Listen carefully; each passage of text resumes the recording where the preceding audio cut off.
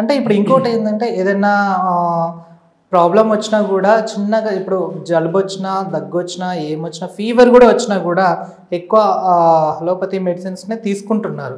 అంటే దీని పరంగా కూడా చిన్న దాని నుంచి పెద్ద పెద్ద సర్జరీ వరకు కూడా హోమియోపతిలో ట్రీట్మెంట్ ఉంది అంటారా? Right. So first of all మనకు చిన్న చిన్న వాటికి మెడిసిన్ తీసుకోవడం అనేది చాలా తప్పు.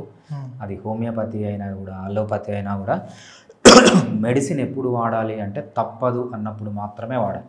అది హోమియోపతి కావచ్చు, అలోపతి కావచ్చు, యునాని, సిద్ధ, ఆయుర్వేద ఏదన్నా కావచ్చు. సో అవసరం ఉంటేనే మెడిసిన్ వాడాలి, లేదంటే మెడిసిన్ వాడకూడదు అనమాట.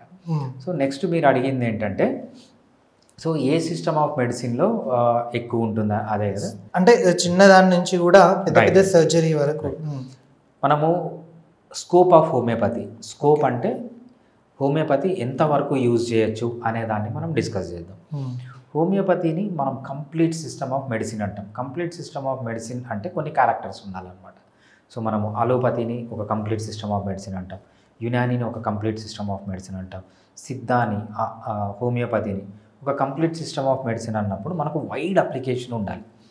వైడ్ అప్లికేషన్ అనేది మనం ఎక్కడి నుంచి స్టార్ట్ చేయాలంటే హోమియోపతికి వచ్చేటప్పటికి మనము జనరల్గా డిసీజెస్ని రెండుగా క్లాసిఫై చేస్తాం అనమాట. ఒకటి అక్యూట్ డిసీజెస్ అంటాం, ఒకటి క్రానిక్ డిసీజెస్ అంటాం. అక్యూట్ డిసీజ్ అంటే ఏంటంటే సడన్గా వస్తుంది, సివియర్గా ఉంటుంది, ఏదర్ పేషెంట్ రికవర్ అవుతాడు లేదంటే చనిపోతాడు, దాన్ని అక్యూట్ డిసీజ్ అంటాం. క్రానిక్ డిసీజ్ అంటే దీర్ఘకాలిక రోగాలు, చాలా సంవత్సరాల తరబడి ఉండే రోగాలు. ఫర్ ఎగ్జాంపుల్ డయాబెటీస్ సంవత్సరాల తరబడి ఉంటుంది, బీపీ సంవత్సరాల తరబడి ఉంటుంది. సో మనం హోమియోపతిలో అక్యూట్ డిసీజెస్కి మంచి మెడిసిన్స్ ఉన్నాయి, క్రానిక్ డిసీజెస్కి మంచి మెడిసిన్స్ ఉన్నాయి అనమాట. అదేవిధంగా నెక్స్ట్ క్రైటీరియా ఏంటంటే medical diseases, surgical diseases.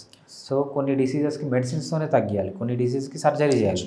For example diabetes వచ్చింది, మెడిసిన్స్తో తగ్గియాలి.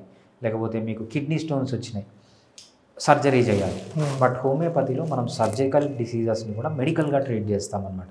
ఫర్ ఎగ్జాంపుల్ కిడ్నీ స్టోన్స్కి మనము సర్జరీ లేకుండానే ట్రీట్ చేయొచ్చు, మోకాలు నొప్పులకి సర్జరీ లేకుండా ట్రీట్ చేయొచ్చు, లంబార్ స్పాండిలోసిస్ కానీ, సర్వైకల్ స్పాండిలోసిస్ కానీ, లేకపోతే ప్రోస్టేట్ ప్రాబ్లమ్స్ ఏవైతే సర్జికల్ డిసీజెస్ అని వాళ్ళు అంటారో సో మనం సర్జరీ లేకుండానే ట్రీట్ చేస్తాం. బట్ ఫైనల్గా ఏంటంటే హోమియోపతిలో మెడికల్ డిసీజెస్ హ్యాండిల్ చేయొచ్చు, సర్జికల్ డిసీజెస్ హ్యాండిల్ చేయొచ్చు. నెక్స్ట్ క్రైటీరియా హోమియోపతిలో ఏంటంటే సింపుల్ డిసీజెస్ నుంచి కాంప్లెక్స్ డిసీజెస్ వరకు. కోల్డ్ అనేది simple disease, right? Brain tumours, brain cancers ఇవన్నీ కాంప్లెక్స్ డిసీజ్, ఇవి కూడా మనం హోమియోపతిలో హ్యాండిల్ చేయొచ్చు అనమాట. అంతేకాకుండా కామన్ డిసీజెస్ నుంచి రేర్ డిసీజెస్, కామన్ కోల్డ్ అందరికీ వస్తుంది, హోమియోపతిలో ట్రీట్ చేయొచ్చు. వేరే సిస్టమ్ ఆఫ్ మెడిసిన్లో ట్రీట్ చేయలేని disease, rare diseases. For example Creutzfeldt Jakob disease అంటాం, 1,00,000 మందిలో ఒకరికి వస్తుంది, హోమియోపతిలో ట్రీట్ చేయొచ్చు. SSPE అంటాం, సబ్ అక్యూట్ స్క్లీరోజింగ్ పాన్ ఎన్సెఫాలిటీ, చాలా రేర్ డిసీజ్, హోమియోపతిలో ట్రీట్ చేయొచ్చు.